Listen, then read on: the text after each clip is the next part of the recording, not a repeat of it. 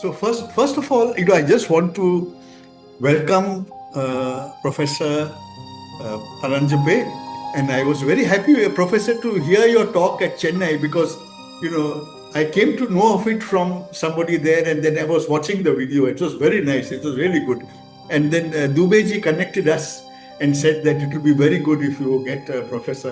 So I'm very happy to have you with us, Professor. And also, I'm very happy to have somebody who's been, anchoring some of our talks, particularly during the COVID period. So that's Sayan Mukerji, who many of you will know. He used to be a finance professional who retired early so that he could pursue life, live life more fully. He's a very good chess player. He also plays in the nationals. He's also a good musician. So he said, I'll take over because I'm not very good at anchoring. So I said, would you be able to do that? So that's how Sayan got into the program today. And then I also want to welcome all our guests today and others who will be joining in the course of the program. As Sayan said, I think you know how basically our program will aim to target it for about 60 to 75 minutes. 75 minutes is the upper limit because a certain amount of fatigue sets in at a particular point. So with that, with this very brief introduction, I want to now hand over to Sayan so that he can take things. Over to you, Sayan. Yeah. Thank you so much, Kamalji.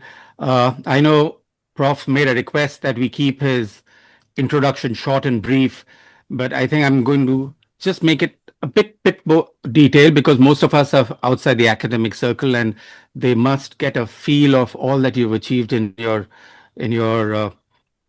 life as an academic person, as a person who's been an author and a voracious writer and publisher of books.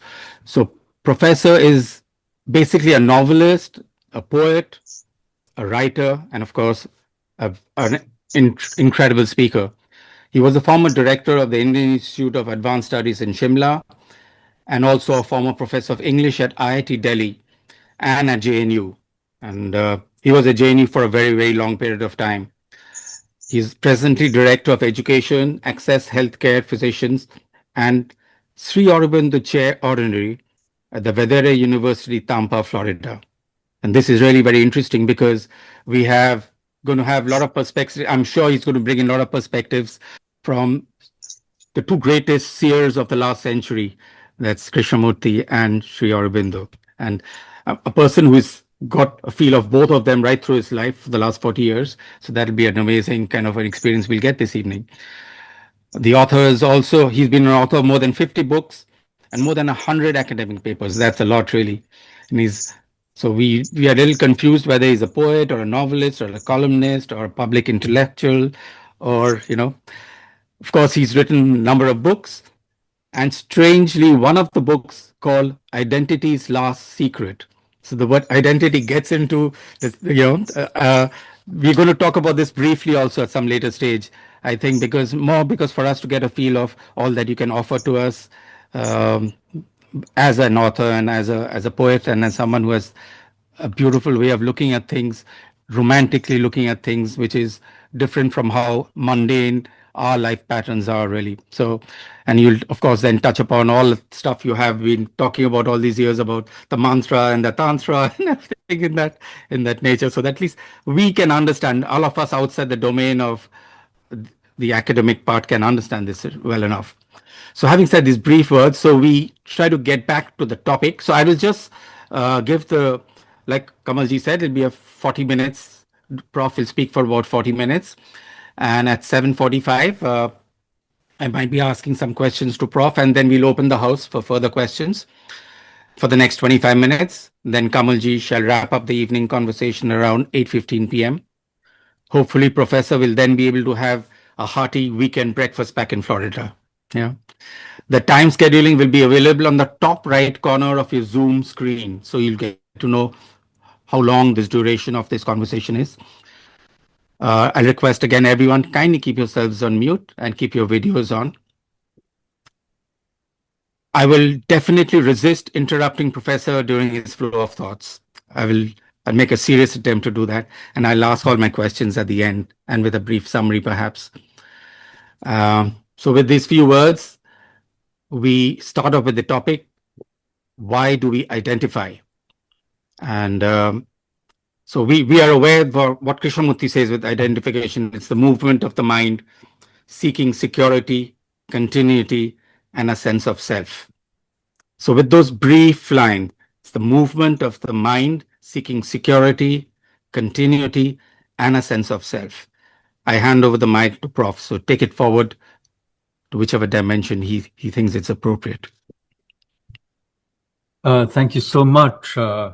It's wonderful to be in this group this evening for you in Kolkata, and it's still morning here where I am.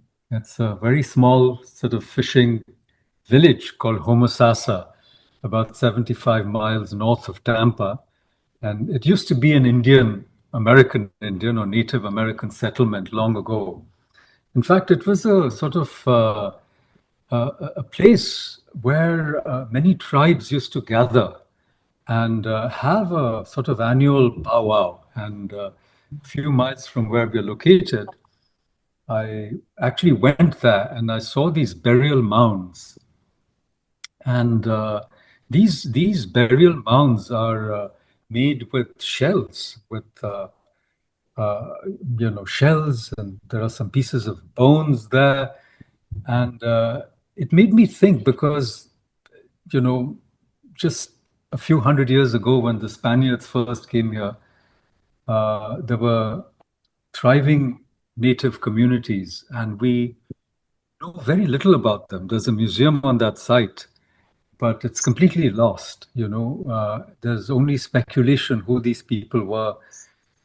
And so it makes us think about what we just heard from Mr. Mukherjee, Sayan ji, just a while ago, why we identify, and you might even say what we identify with, and how it's, the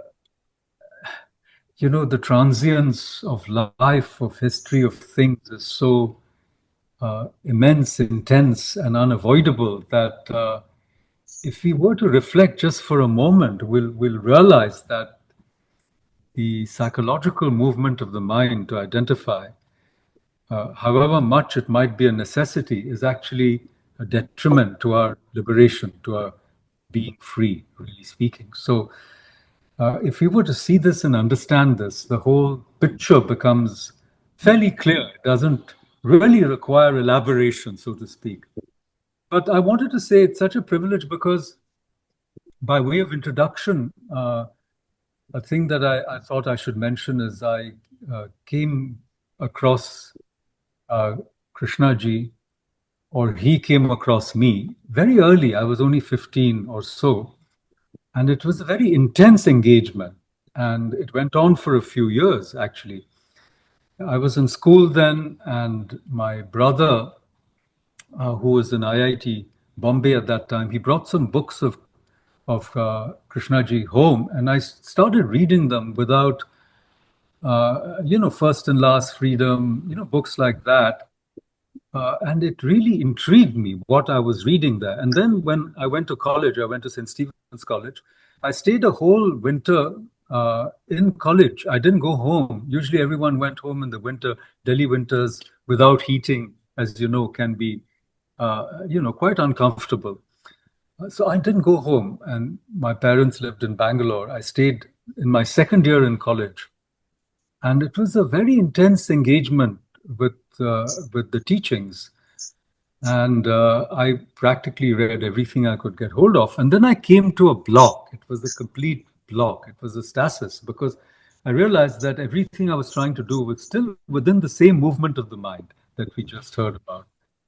So in a way, it was like an aporia, what they call, a pathless path. I came to a point where there was nothing that the mind could do to free itself from its own gyrations, so to speak. So it was a sort of slightly depressive time as well, because there was hardly anybody in college, and people wonder why you're staying back. So what's wrong with you? That sort of feeling as well. So I shifted my line of thought, and I want to come to that in a moment, which gave me a kind of breakthrough. So I'm going to come to that in a moment. But the reason I brought this up at the start was that I wanted to simply say that this was a topic that was suggested to me by Kamalji. I didn't choose the topic, right? And, I wanted to speak on something else. I wanted to speak on what is being enlightened. But I'm happy to say that I already spoke on that topic in the Indore group. And I see some Indore friends here. Welcome, friends from Indore. And they're very intense people over there. Dineshji, I see here. Kamleshji is here. So it's been a kind of homecoming for me to return to K at the end of a very long, if not at the end, but certainly at a very crucial moment of a very long cycle of seeking and exploring. And I think we're all privileged, as I said, because we've all been touched very deeply by the life and the teachings of Krishna ji. And we're all similar in the sense that I feel that, we're all very serious about our quest or process, or call it what you will. And it's great to be in such a group, because one of the wonderful things that Krishnaji has given us, everyone who's been in touch with him, is hello. Can you just keep? Sorry, Kamalji, can you keep everyone on mute, please? Kamal, your end. Yeah. Whoever comes in, just put it on mute from your end. Sorry, Professor, just continue. No worries. Welcome. Whoever is entering our room, most welcome. So I was saying that one of the wonderful things that Krishnaji has given us, or has empowered us, is by telling us there is no hierarchy on this path, on the spiritual path. No, there is no hierarchy. There is no higher and lower, and there is no, as it were, this sense of authority, because, the traps of Gurudom are so well known. We all know those traps. And, ironically, there is also a Krishnamurti trap that I'm sure all of us are aware of, which is that, we regurgitate what Krishnaji said, because in a way he said it so brilliantly that we can't, so to speak, improve on what he said, right? So there is this Krishnaji trap as well, which I personally, at least, I want to avoid it. So I don't want to frame some of my own whatever inquiries. They're not my own, as you know very well, but the inquiries of all of us, because Krishnaji also tells us that the things that concern us concern all of humanity, whether it is fear or loneliness, or this desire for continuity, psychological continuity, which we've seen is the reason for identification. This is not my problem alone or yours. It's the problem of humanity. So, given that this is neither mine or yours in that sense, identifying with my process is itself, in a way, a path not to be taken. But having said that, what I'm trying to suggest is that I try to avoid, in my own line of inquiry, as I'm saying, though it's not my line of inquiry, I try to avoid the words or the framing, which is identical to Krishnaji's, talking about identity. So we are constantly regurgitating, is my point. So I hesitated to go on this line of inquiry, which is why do we identify? But having accepted Kamalji's proposition or suggestion, actually it grew on me more and more. That's what I wanted to share with you. And, in academics, we always say, what is new? What is it that you're saying that is new? So maybe nothing is new, of course, but I want to also relate this line of inquiry to broader socio-political things, which we usually completely avoid, or even academic things in Krishnamurti circles. We avoid these things, but I do want to, because, if you understand why we identify, we'll also understand the pitfalls of identity politics, which is this trap of identity politics, and so I thought I would enlarge the scope maybe later towards the end, but I will start as we normally do with the psychological or the spiritual aspect of this question, why we identify. And we've already heard the answer, as it were, from Krishnaji's writings, what Shayonji said earlier, we've already heard the answer, right? And if you read more of Krishnaji's writings, then he tells you that the brain is, millions of years old, and there is this tendency that we all have. This whole tendency to identify is so hardwired, it would seem, in our biological mechanisms. And it doesn't take too much, as it were, thinking or observation to see the truth of this. We identify partly because, it is a protection or a defense mechanism. For example, as we grow older, we begin to see this more and more clearly, that we tend to stumble, we lose our balance, we bump into things, right? And we identify to protect ourselves. Oh, I'm hurt, I scratched myself, I slipped. So you identify because there is a body, as it were, which is yours, even if you are not the body's. And this identification helps us to protect ourselves, to feel heat and cold. We say, oh, I'm cold or I'm hot. I have to turn the AC down or I have to turn the heating up, as the case may be, or I need a blanket or I need socks. So there's a very simple reason that we identify at one level, right? And perhaps it's necessary just to protect ourselves, right? And if we were to stop identifying, I don't know what's going to happen. I mean, it becomes very hard, even for enlightened people, so to speak, to stop identifying entirely. There is a famous story of Sri Ramakrishna, as we know. It's appropriate to talk about Sri Ramakrishna because we are in Kolkata just now. And it's a city he changed completely, because he turned the Bhadralok from being mesmerized by the power and the prosperity of modernity, of Western modernity. He turned them through his instrument, Swami Vivekananda. So it's okay to talk about Sri Ramakrishna, I think. And he had throat cancer, as we know. And, it was very hard for him to eat. And he complained. He complained that I can't even swallow a little bit of food, even a little bit of payasam, or kheer that was prepared for him. And one of his disciples, one of his apostles, if you want to use that phrase, he said, but you're in bliss. Thakur, you're in bliss. So he said, oh, the rascal has found me out. And there's another story in the Kathamrit where he says, but I am eating from so many mouths, because all of you are eating. I'm not able to swallow. I'm not able to eat, but all of you are eating. So what would happen if you stop identifying? We have some examples of that, or some exemplars of that in our own midst, in our recent memory. What happens if you stop doing that? But yet, even very great souls identified and said they felt pain. Ramana Maharishi, he had cancer in his arm. He underwent radiology and other treatment.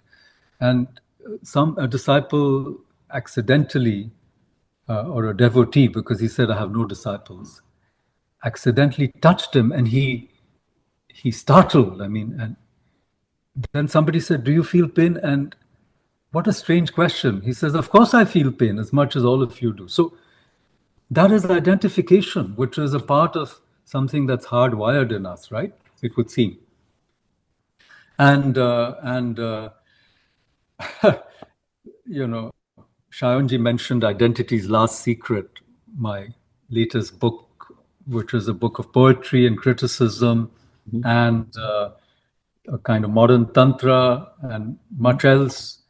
The phrase Identity's Last Secret is actually taken from a book by another great Calcutta person, Gayatri Chakravarti Spivak.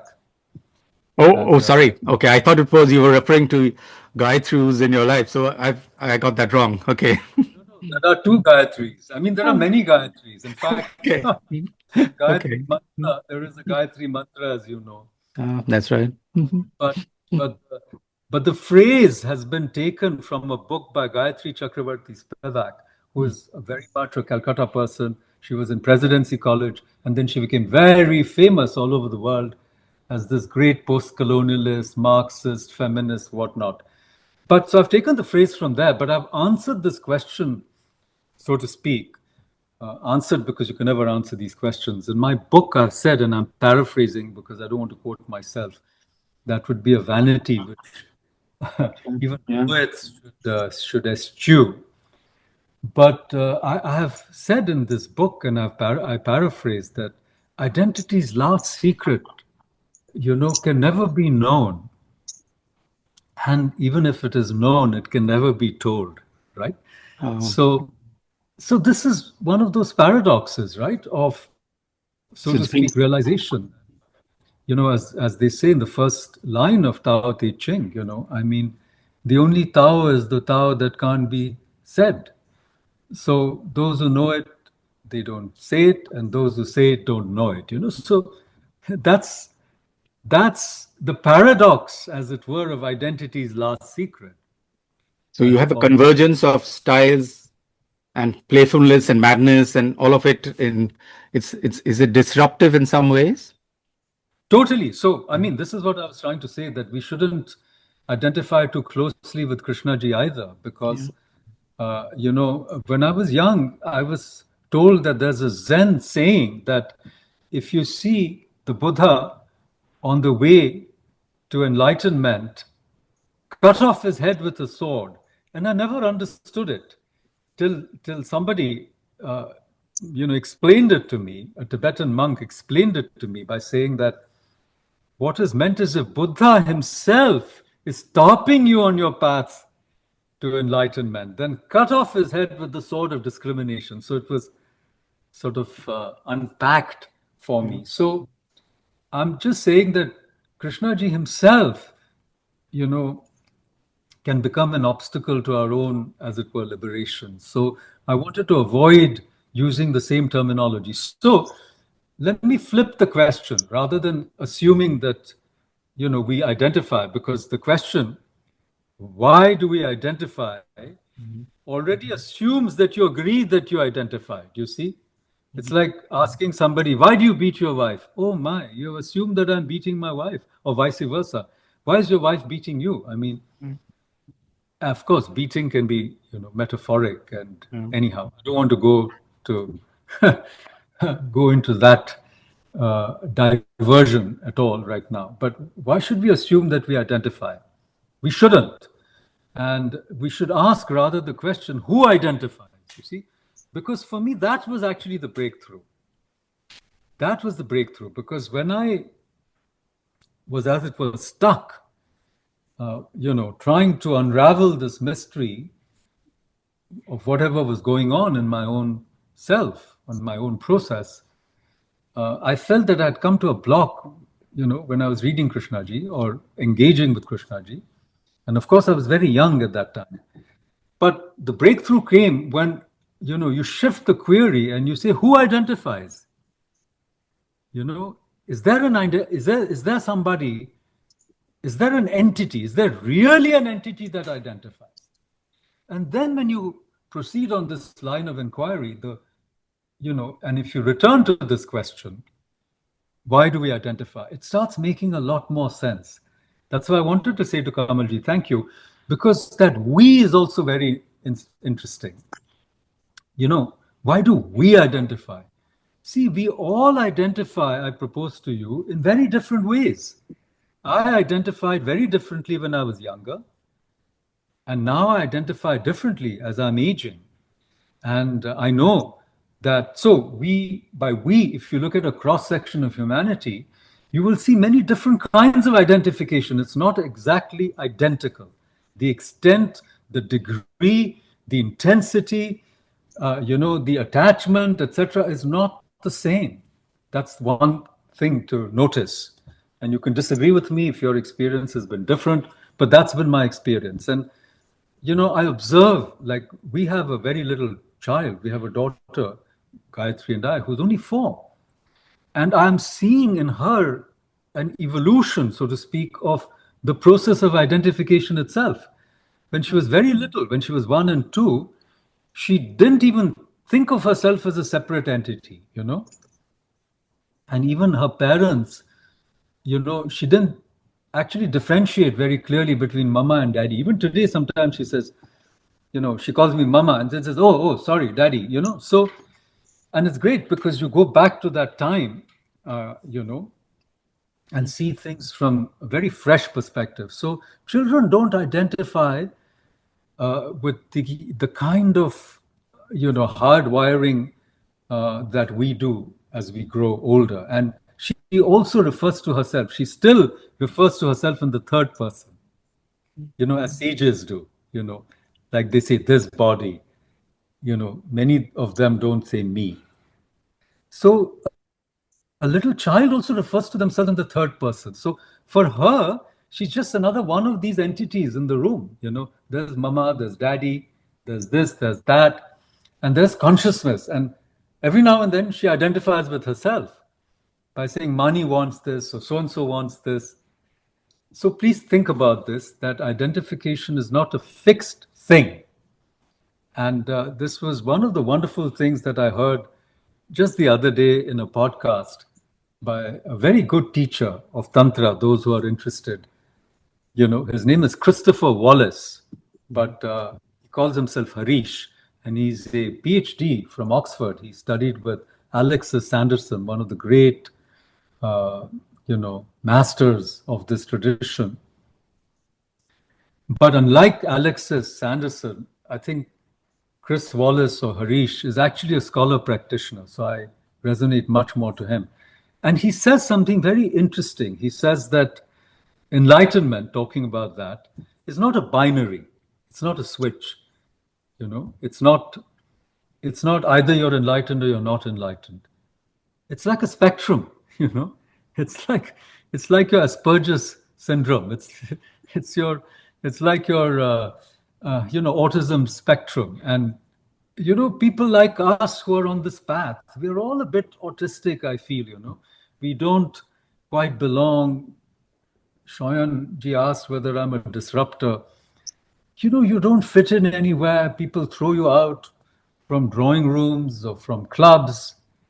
You're not wearing the right dress in the Gymkhana in Delhi or in the Bengal Club or in the yacht club, and you've got to hurriedly go out and get appropriately dressed or whatever. You get thrown out, you don't fit in, and then after a while you say, all right, it's okay. So my point is that identification is a spectrum.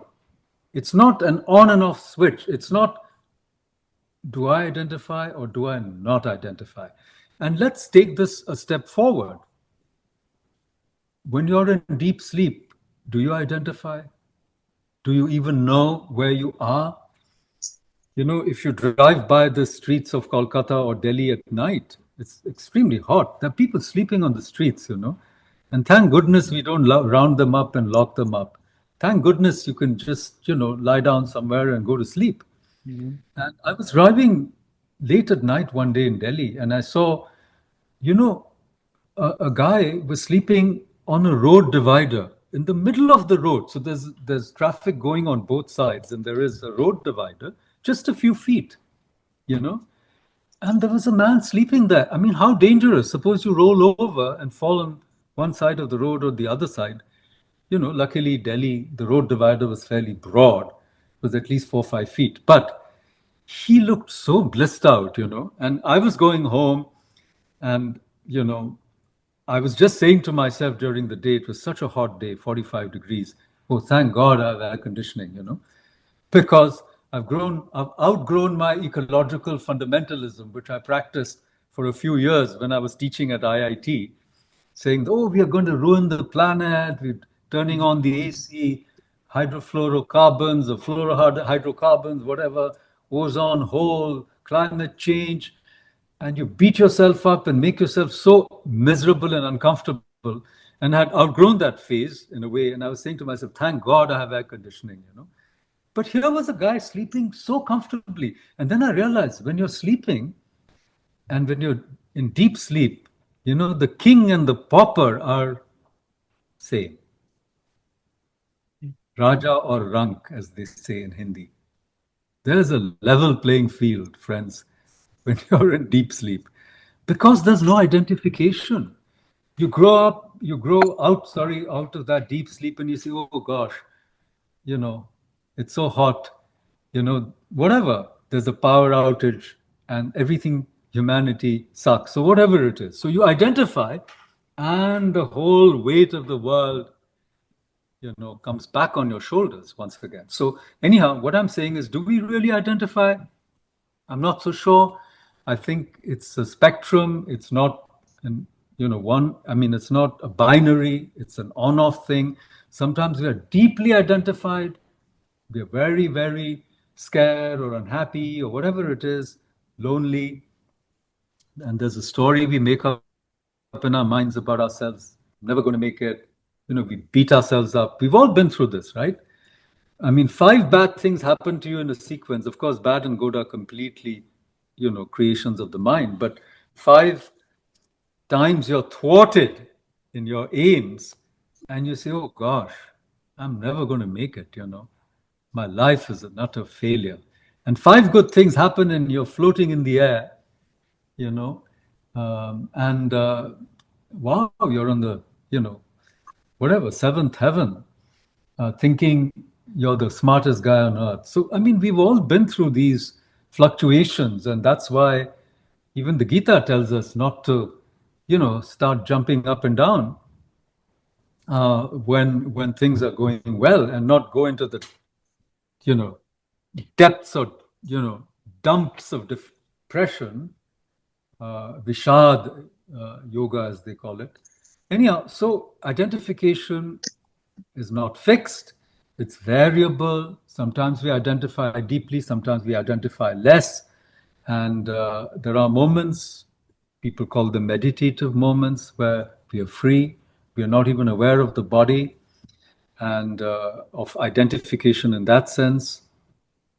We experience that state of freedom waking as much as in deep sleep, and then through a conscious process when we bring awareness or observation, as Krishnaji tells us. The observer is the observed, as he says. I mean, maybe I can give a talk on that someday. But when you observe, then maybe the identification also, you know, its intensity reduces, and it doesn't bother us as much as it did at one time, right? And eventually, or maybe there's a point where it's very clear that there is no such person, there is no such entity, you know. And that is what the Buddha called the anatma. There is, and he says in his, you know, in that great, if you go to the Tripitaka, he says, I have found the architect who is building this house, and this house will never be built again. The house of the ego, which you build over and over and over again.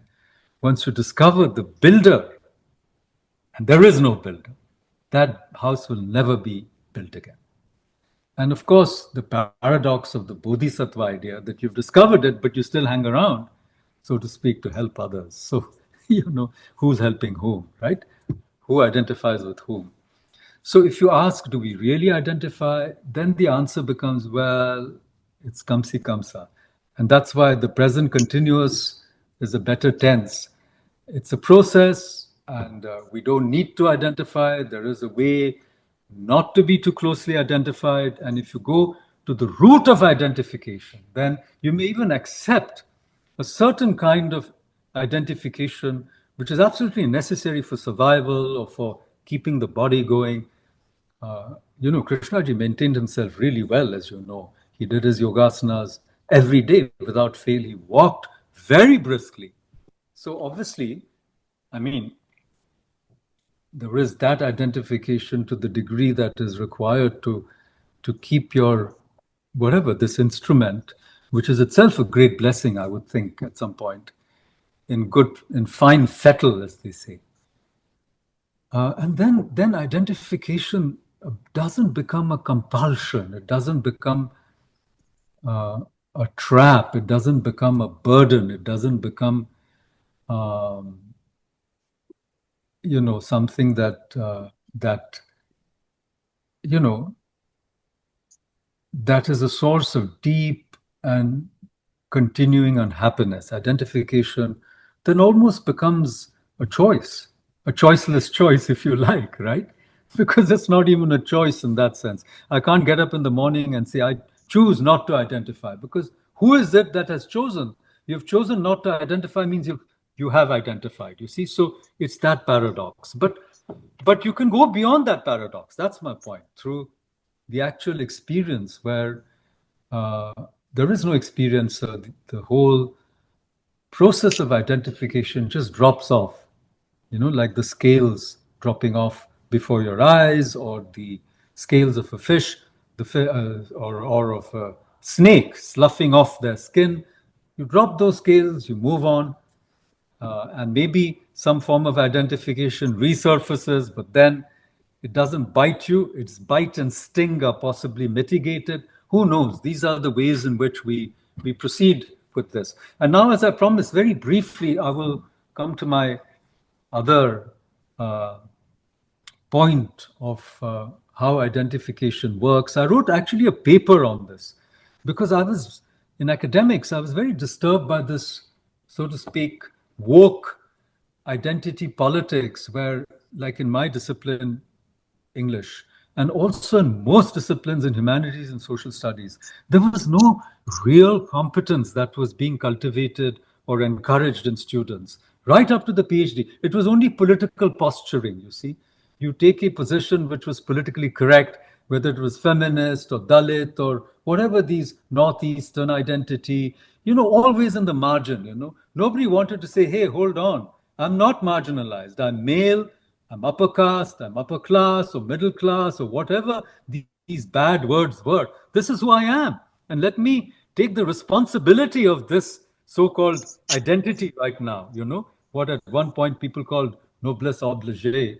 I mean, if all the Bhadraloks flee Bengal, what's going to happen to Bengal? And actually they have. Many of them have fled. I'm glad that some of them are still there in Kolkata. But it's such a tragedy, that this is what we have done to ourselves. If everybody is in the margin, who's going to be in the center? Who's going to take responsibility, etc.? So in my own work in JNU and elsewhere, where I was surrounded by all these identity walas, I call them identity walas, and I became very unpopular, obviously, for saying these things. And then that's the same thing with our politics. It's always some language, region, caste, community, north of the Vindhyas, south of the Vindhyas. For heaven's sakes, we have to get out of all this. And of course, as Krishnaji says, nationalism itself, my goodness. So, etc., etc., etc. So my point is that we need not find ourselves in a so-called psycho-spiritual silo, but we can actually engage in our world when we see this in ourselves, and when the compulsion to identify and all the misinformation that is contaminating our brains on social media day in and day out, when we see all of this clearly, perhaps we can become, slightly more responsible and beautiful as human beings, and actually, take custodianship without that sense of pride or power of our environment, of our families, of our society, own up. I always say that Indian urban life is so bad infrastructure because we don't own our cities, We don't say, I'm so proud, this is my city. You go to Barcelona, you go to these great cities, how proud they are. And no one throws even a scrap of paper, etc., etc., etc. Not out of fear, but out of love, right? So my point is that if you go into this process deeply, the payoffs can be immense. So let me stop there. Thank you again for your attention and your kindness. And it's wonderful to be, amongst, some folk who have been touched by Krishnaji. Thank you. Thank you so much. Thank you, Prof. That was just you warming us up for the evening. I think we've just got halfway through, and you put in so many great thoughts. you related it to the practicality of your life to make it more relevant for rest of us here. Like you correctly said, most of us are steeped in the books and the text and the interpretations, which is very unidirectional. So it's wonderful that you have brought across elements which are. I've tried to just jot them down and I put in some 5 key highlights. I will just talk about this briefly for the rest of us in case anyone wants to join in. And Prof, you're welcome to just, because I might just miss out on some of the points you mentioned. The first thing which you said differently, apart from the fact that identification is an escape from the emptiness, which we normally try to do in our normal lives, because we try to identify with nations, with religions, with possessions, with ideas for the intellectual mind, or even others, and we try to feel more. It's because of we feel empty and insecure without identification. So perhaps the identification is with the family or country or all of this because we are nothing without it. And that's how we have been conditioning ourselves and tell ourselves that I need to hold on to something to begin the identification. And how beautifully you said for the little child, for your 4-year-old, he or she is just blissfully unaware of all of this as a process. So she identifies with everything in the pure natural way because there is no creation of me. There is no substance of I being created as of that point of time. And that is that's the first step. And as life goes along, the I gets accumulated and identification is how we create this illusion of a permanent self. I mean, this is not theoretical as what we're trying to say, that the permanence is coming over a period of time. And like in your earlier years, it was so much more different and your identification was different with the set of problems which you had. And perhaps that's, like you very wisely said, it's the root of all conflict. My identification brings about a lot of conflict to the ideas which I am directly identifying with. So identification is a root of psychological and social, I would not use the word violence, but social discomfort which we have in the normalcy of a life, which is what you brought across. The root of all conflict is identification. So you also very, very brilliantly said that how do we do it? So there is another concept of identification, non-identification. I just can't just say that I'm not going to identify. We don't observe life directly. We identify through conclusions, through our past experiences, and perhaps through the images we create in our mind. And this prevents us from seeing the reality of what it is at that present point of time. And even if, like you've said, even if we identify with something which is specific, like an anger or an emotion, I look at it from my angle. It's my anger or my emotion. So I'm attaching myself to the identification, and that is not taking us anywhere really. And wisely brought about the non-identification process. So how do we non-identify ourselves when we are aware that identification is creating these ABCD issues? So we can't non-identify without being judgmental and just say that I'm not going to identify like a toggle switch. So, but if I have the whole process of understanding, then perhaps I could look at it without judgment. And this perhaps is what Kay was trying to say, and you also mentioned it's a choiceless kind of a thing which is happening. It's choiceless. It's an awareness which is happening intrinsically without us being anchored to a thought or an idea or a process or an identity. I don't know whether this is relating to what is anything you want to add to this, Prof? Because I think this is something which is as a punchline. You've mentioned that identification is a bundle of attachments. It's and without attachment, one feels he's not existing. And is this perhaps what Kay was trying to say as the beginning of freedom? I mean, once I'm stepping outside this, I'm getting out of this process. Is this my first sense of beginning to be free? Can you just elaborate on this a bit, Prof, before I start asking you specific questions? Yes, thank you. That was very good. That was an excellent sort of response, part summing up, but part your own reflections.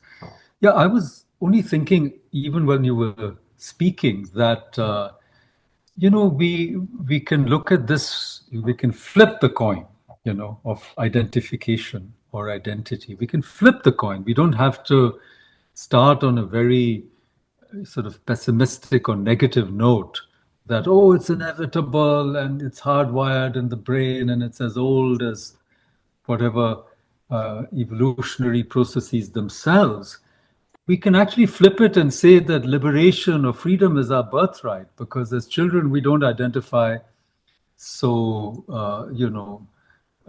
intensely, or we don't identify in a manner that is almost like a trap, like a almost like a curse, you might say later. The original sin of identification, if you want to use a theological metaphor. No, I don't think we are condemned with this original sin of identification or conditioning.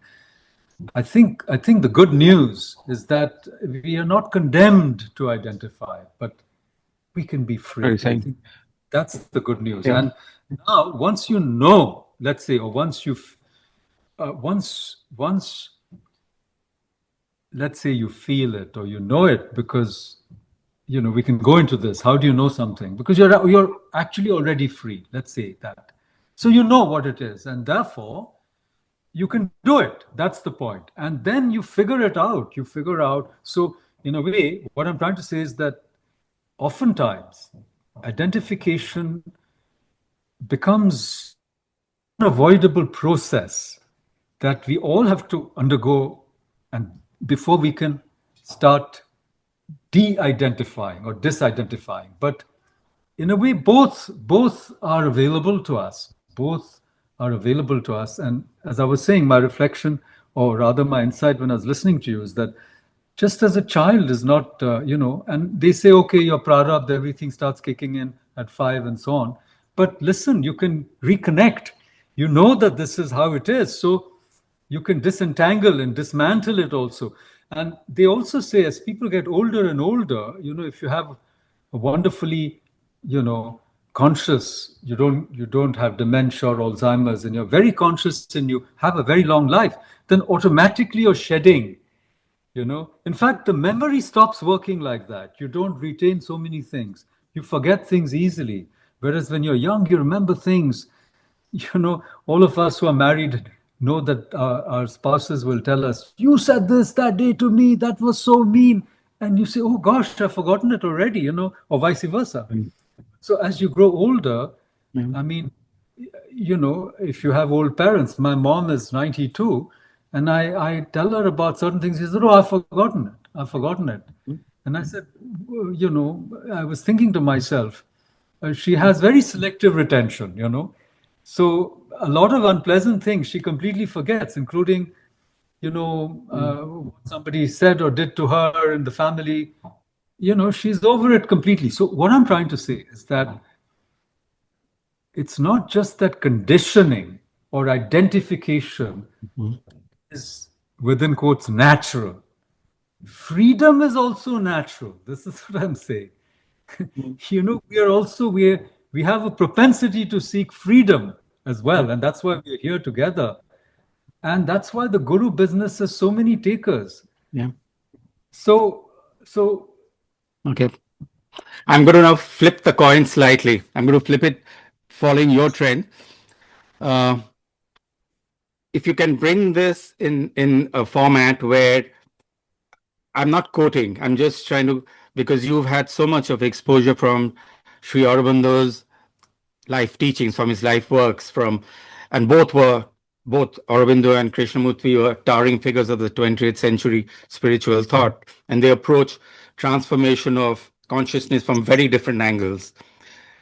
I mean, Aurobindo was a master of synthesis and evolutionary structure, and Krishnamurti focused on radical, unconditioned now. I mean, he wanted all things, it happens instantaneously and not with the process which is happening. So do you feel, I mean, there is a necessity for this radical change in consciousness? I mean, of course, both of them were quite divergent in their thought process, right? So if you can just highlight how it was and how they would look at it. It's not that, it's not for us to take a path of either or. It's for us to get a bigger perspective than what we are accustomed to most of the time. We are only aware of most of us here are aware of what K's teachings are saying and what K is going about it, and whether at all we need to look at it a bit differently, as man is a transitional being, and as a fundamental shift from man to supermind, and the inevitability of evolution which comes into this process. So it'd be wonderful if we're just exploiting you being here. So it'd be nice if you could just give us that connect. So this is a very deep and actually a vast subject, okay? And it requires a very careful parsing, because superficially, if you look at it, then, there are historical conflicts between the two. I hope you know that. I mean, if you study if you study the archive, I mean, Krishna said some very critical things about the Sri Aurobindo ashram and the teachings there. And so has Aurobindo. So it's been both ends. Yeah, that's true. To hit back even harder, because I guess his disciples primed him. Because the moment they primed him, because he said that, oh, this man is teaching against gurus, etc. There's a whole exchange there, and it bears careful, historical parsing as well. And there's an after story to this. Okay. Just very briefly mention, which is that I don't know how many of you have read this book, a novel actually, by Anita Desai. She's a famous author. Her daughter is also very famous. And Anita Desai was also a Calcutta person for a long time. First works were published by Writers' Workshop, in fact. And her husband was posted there in a multinational company. He was a boxwala, so to speak. Anyhow, and a couple of her novels are set in Kolkata. But that's not the point. The point is that she wrote a novel called Journey to Ithaca, which was in a way, supposedly, it was all about the Sri Aurobindo ashram and what was happening there. I've read the book, I've even written about it. But there is enough evidence to suggest that Krishnaji asked her to write it. So it's the kind of contretemps that didn't end. It went on and on, like I've done another book. My latest book is about Gandhi and Savarkar. And I suggest it's a quarrel that goes on beyond their lives. It's a never-ending quarrel, in a manner of speaking. So the guru versus anti-guru, so to speak, it's a never-ending quarrel, in a manner of speaking, if you wanted to sum it up, But and also the integral yoga, Aurobindo's integral yoga, is based on the idea of all life is yoga, I suppose, in that nature. Exactly. So I feel what you just said, all life is yoga, is the connecting point, because all life is yoga is that what is. See, whatever the future might be, right? Supramentalization, inevitable or otherwise, a matter of choice for humanity, or an inevitability. We don't know what it is. But all we have right now is the what is. And the what is all life. So all life means all movements of the mind, the body, the vitals. Right. They are all a part of your yoga. So that is where the two meet. Because on a daily basis, it's not that we are functioning always, in the higher mind or at a different level of being. We are actually muddled up. We are going up and down. That's right. And if that is yoga, then that is the what is. And you can't dodge the what is. What is your reality. And trying to run away from it, trying to create an ideal world which conflicts with your real world, that is the problem. In fact, I want to add a coda to this. I've been to Pondicherry so many times. I've written on Sri Aurobindo. I know the so-called Aurobindonians. Even in Kolkata, there's an Aurobindo Bhavan. There's a Bhavan there. I know the people there. So, the difficulty, one of the difficulties is the same thing, that they're all in the words of Sri Aurobindo and the mother. They don't engage. Right. And in fact, the identification, coming to our topic, is so strong that if you say something even slightly critical, they pounce on you, you know. Right. You get beaten up, so to speak, Right. for being a Right. renegade, a heretic. You know, and I must say, just so that the shoe pinches on the other foot as well, you talk to a lot of people in the Krishnamurti, whatever circles, and there are guardrails, you know, there are purges. We know it. People who are uncomfortable, they're removed or they're asked to go. And Krishnaji himself says, I don't intervene. I don't know you. He said it. My goodness. When I saw that, that was like a slap on the face. Like somebody who's given up their lives for Krishnaji has a problem in one of his schools or the foundations, and he goes to Krishnaji, and Krishnaji says, I don't know you. My goodness.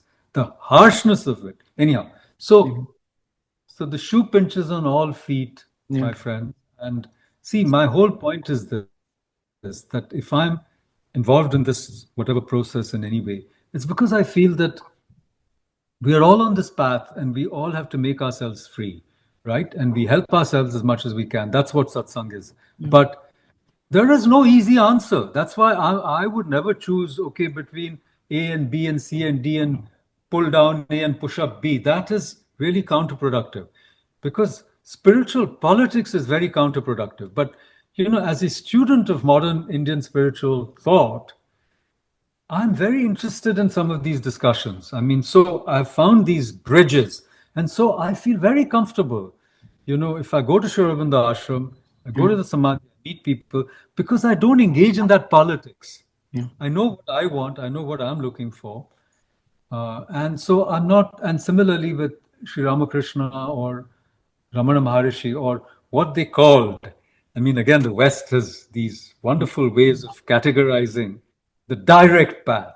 So, who are the masters of the direct path? The direct path. They are Raman Maharishi, Nisargadatta Maharaj, and J. Krishnamurti. And you can add Atmananda Guru, whom you know very little about, but who's I knew a little bit about him. So I'm just saying, for the direct path, it's not a postponement. It's not something, oh, it'll happen. That's Somebody right. else will It's do all it in for one you. life. That's right. It's now. It's now or never. It's either you are there now or you don't have it.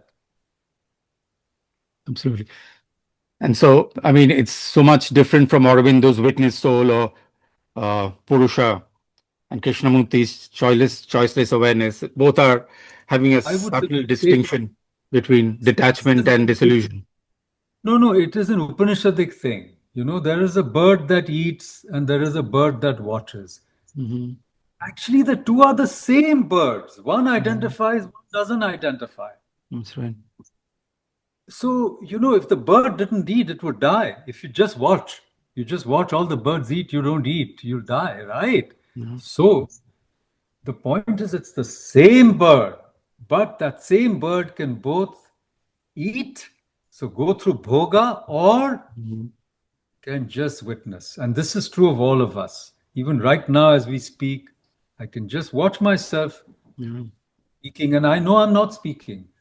I know something else is happening, and I don't need to be identified with it, right? So, or I can get into this and saying, oh, I'm speaking, now this person's interrupting. The same thing is happening at this very moment. So it's not an Aurobindonian point. That's right. Witness soul, Sakshi, it's a very old thing. Just create a gap. That's a gap, and which is the silent soul which remains untouched by the chaos of the mind. Yeah, absolutely. How well said. Super. So I think we've got fair bit of, you know, I'm trying to exploit time to its hilt. So I think Kamalji, should we open this question out for the others? If anybody is interested, you could just inbox me or put up your hand or just unmute yourself Yeah, and sure, ask sir. some questions. Sure, sir. Yeah. We've got about 15 minutes or so. So anyone is wanting to ask a question, just unmute yourself, and it'll be nice if it doesn't overlap. You have to keep your questions brief, to the point, and addressed to Prof. Are you able to hear me, sir? I'm Dinesh. Yeah, we can, Dinesh, we can hear you well. Thank you. Yeah, Professor knows me because we have interacted sometime. Namaskar. I just wanted to I don't have any question. I just want to express myself 2 minutes. One is, time immemorial, there are two questions. Who am I and what am I? What am I comes from the question that you are having emptiness, but as soon as your eyes develop, you don't have any recognition of that emptiness. You feel insecure because you don't have any power. Right from the childhood, you don't have any power. So the whole life of a person goes for the power and background. There is definitely insecurity, but he goes for the basic question is healed, whole, and complete. He wants to make himself complete, and then automatically freedom is there. So the whatever we said, the identification starts from me, then it becomes mine. We don't even know, and it becomes mine. So my house, my bank balance, my this thing. So basically, we have to understand, unless you address the basic question, why this what am is coming from where? It is coming from, basically there is no solution to it. Solution is only to who am I. So you have to go for that, but for prior to that you have to have a preparation, and that preparation is one has to do what in whatever way it can be. See, he may go for Krishnamurti, whatever affinity he is having from inside, whether he is going for Krishnamurti or Aurobindo. In my views, both are not different. One is very systematic, very analytical, very this thing, and another is direct. But he is not giving you crutches. Aurobindo has given you all the crutches. So these are the difference. Otherwise, if you see in synthesis of yoga, if you study in deep, he has synthesizes all the your marks of the tradition, and he has found out his own way. He found his own way. So why? Because that has to tackle individuality. And similarly, JK has got his own individuality. So he has to tackle that individuality. So first, in the process, one has to tackle his individuality, and then only he can move forward. So this identification and all that issue is coming from the point, what I am. And then he goes, if he is interested, if he is having inner hungering, you can say, then he can go for that. Who am I? Thank you. Thank you. Thank you, Dinesh. That was valuable. So you asked this very crucial question, is identification is how thought creates and sustains this illusion. So if you can distance yourself from that process of thought, and it becomes a habit, right? We keep identifying at all stages of our life, and we're doing this consciously. So like what Professor said, what happens when you sleep? How do we identify at that point of time? We are just in a subconscious state, which makes it a bit more, the imbalances get worked out much better there, and that perhaps can be less of a root of conflict. So identification is a root of our conflicts, which is correct. Anybody else wants to ask a question? Sayan, I saw a question in the chat box from Sudeshna. Can you just read that out, please? I can't address it here. Yeah. I think Sudeshna had a question. So Sudeshna, I'll read it here. So Sudeshna says, West Bengal is going through a difficult time and teenagers too are suffering. They are divided due to their family background and religion, leading to insecurity. As a teacher, what sort of discussion can I have with such students? Not in terms of do's and don'ts. So that was Sudeshna's question for Professor. Wow. Prof, this is a tough one. It's all for you. Thank you, Kamalji. You've handled enough of this at JNU, and you've shaken many establishments, and so you'll be in a position to make this at a micro and macro level, really. There was a question from Sunny P as well. Their hand is up. Let's give them a chance. Okay. So let us say there is a person, or as to speak, an organism who has not identified with since childhood, as to speak, has not identified to any group, any particular group, religious, non-religious, nationalistic, non-nationalistic, is living in the society. Now, what is the relation of that person to the society, which is deeply rooted in identification?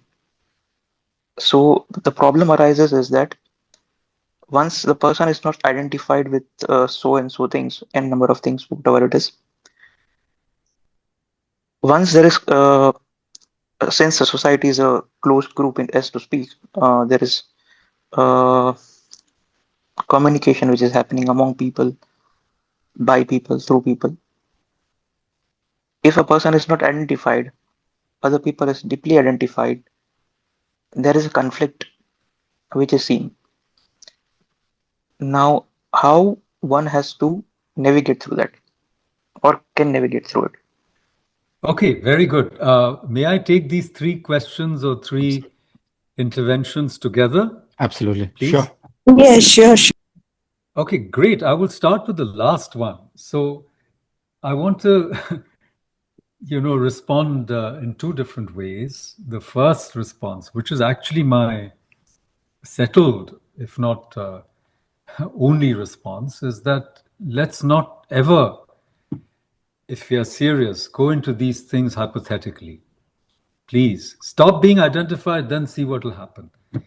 But I want to respect your question for a moment. And the point is to project a conflict between the non-identified and the identified, is to create yet another conflict. The non-identified person, if we know anything about the entire whatever spiritual process, will become the point of reference. They are the ones that will help in this world which is so madly identified and divided. So please don't turn it into a bugbear. Don't turn liberation itself into a frightful proposition.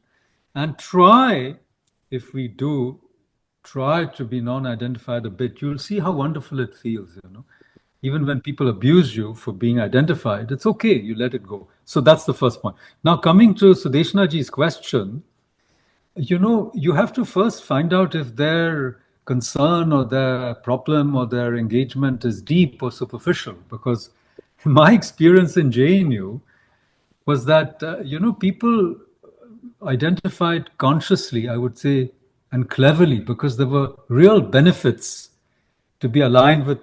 Usually it was a highly politicized campus. So, the ideological affiliations were not innocent. They all had there was a gravy trail, or a gravy train. So if you're serious, you can go into it deeply. And then I think you can really help them.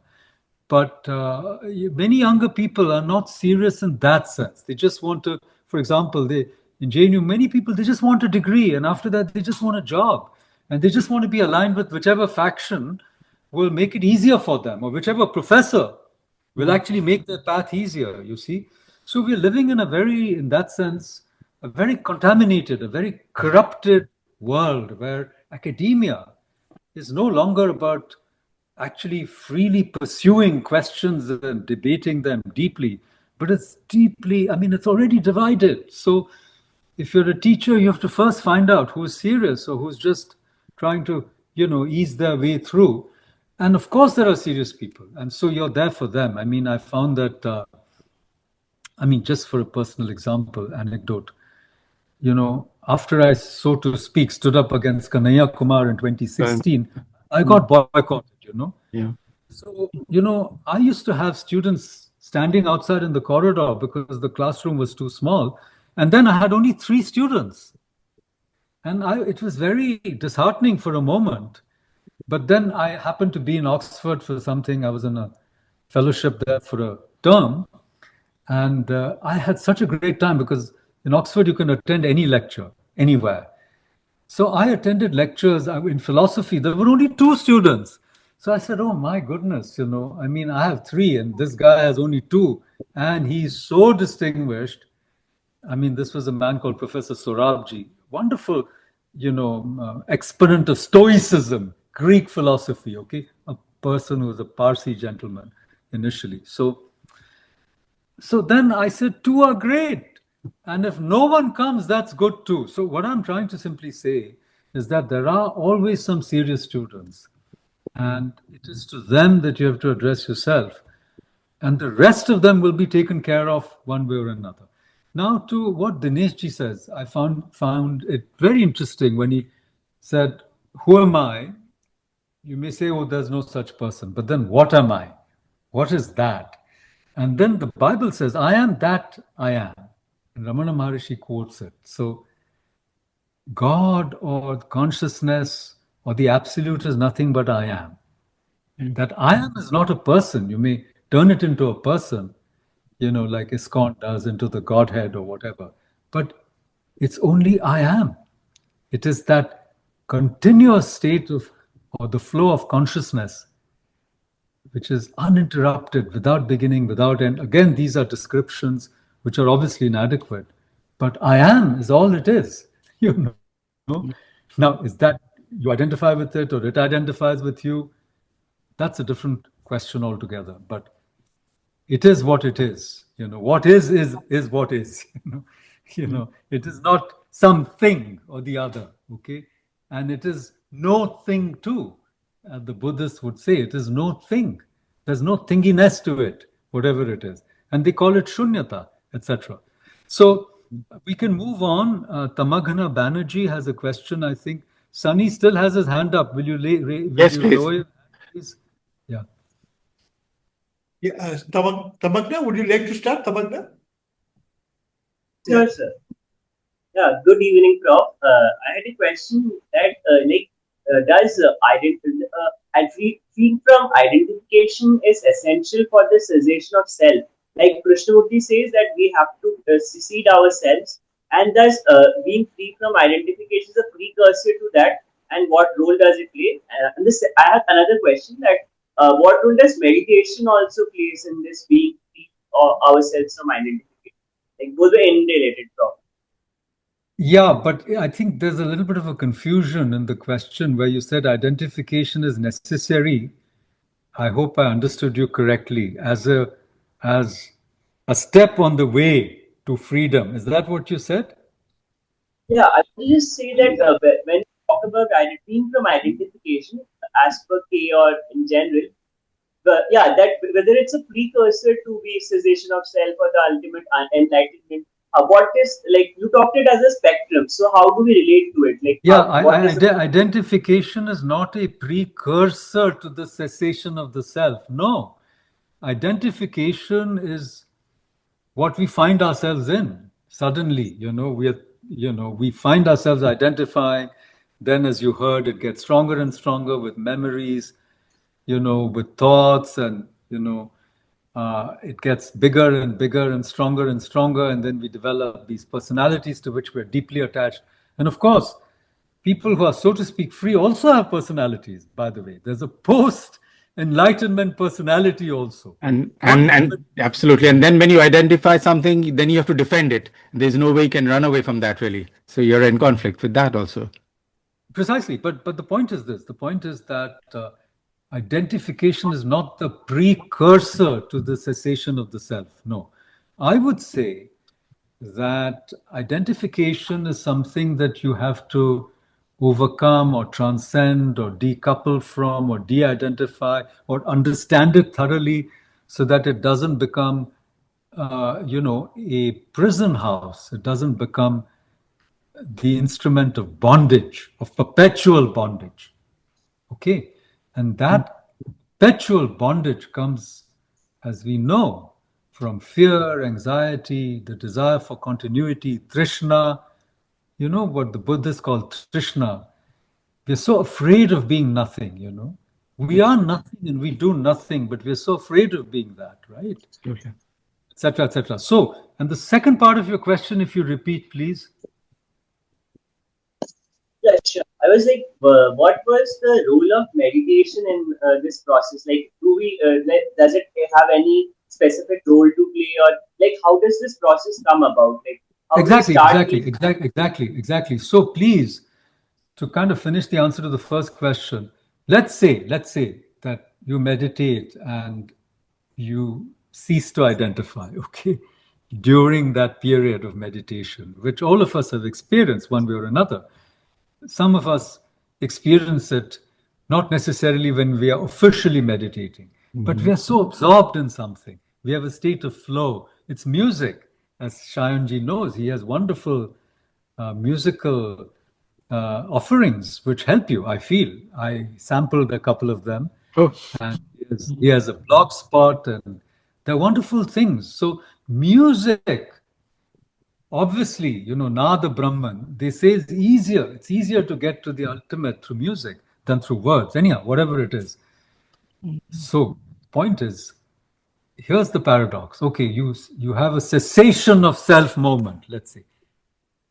And the very next moment you identify with it, saying, oh, I'm free, I'm liberated, myself has gone. Gone, you're gone. That very moment you're back in that process of identification, don't you see?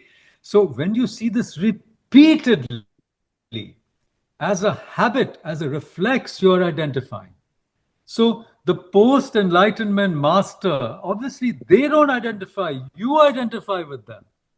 You say they are a body. They may not see themselves as a body. So please think about this, that when you say so-and-so had this personality, look at the personalities of Sri Ramakrishna and Vivekananda. Totally different, right? yeah. So what happens to that personality, right? The post-enlightenment person still has a so-called personality, at least apparently, to observers, if not to themselves. But I think that, to get back to your question, please, in the whole Krishnamurti, whatever we learn is there is no process to enlightenment. So it's not a product of a process, some method you use, whereas the others will give you a method, Ashtanga Yoga is a method. But you read Patanjali, why is it so amazing? Because the very first sutra is impossible. Chitta vritti nirodha is itself impossible almost. Forget about yama, niyama, all that. So the point is, the first step is the last step. The first and last freedoms are identical. You start with freedom. You don't start with bondage and arrive at freedom. So identification is not a precursor to the cessation of the self. Please. You start in freedom, you go on in freedom, and it's like Maya. Maya has no beginning, but it only has an end. So identification has no beginning, but it has an end. There is an end of time. There is an end to knowledge. Krishnamurti is always telling you, right? There is an end to suffering. There is an end to things. Beginning, we don't know. Like the Buddha said, where the arrow came from, I find the arrow in my leg. Who shot it? Where it came from?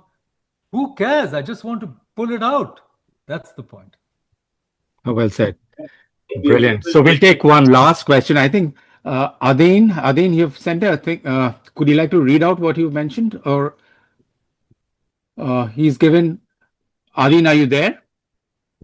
Should I read out his I'm question? there, but please go ahead. Okay. Why do we identify? This, I feel, is a wrong question. You are the past.